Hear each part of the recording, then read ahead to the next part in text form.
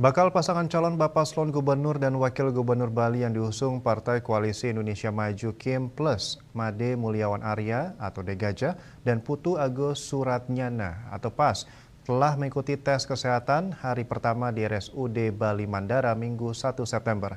Pemeriksaan ini merupakan tahapan sebagai calon kepala daerah yang wajib diikuti sebelum ditetapkan menjadi paslon gubernur dan wakil gubernur Bali dalam Pilkada 2024.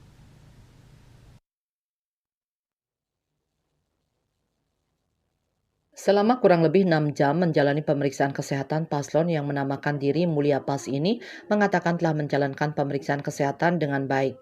Apalagi dilayani oleh tim kesehatan rumah sakit yang profesional. Degajah mengaku seluruh prosedur pemeriksaan telah diikutinya bersama pasangannya, Putu Agus Suratnyana. Ia mengaku bahwa pemeriksaan kesehatan yang diikutinya sangat lengkap.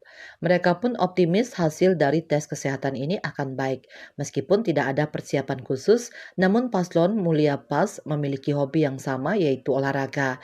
Pas juga mengakui bahwa dalam pemeriksaan kesehatan yang dijalankan sangat lengkap sehingga pemeriksaan ini menjadi tambahan baginya untuk mengetahui kesehatannya lebih komprehensif.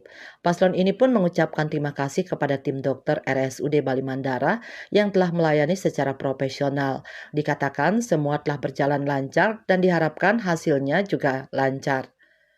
Ditanya terkait bertemu dengan paslon Koster Giri di ruang pemeriksaan, Degajah mengaku semua baik-baik saja.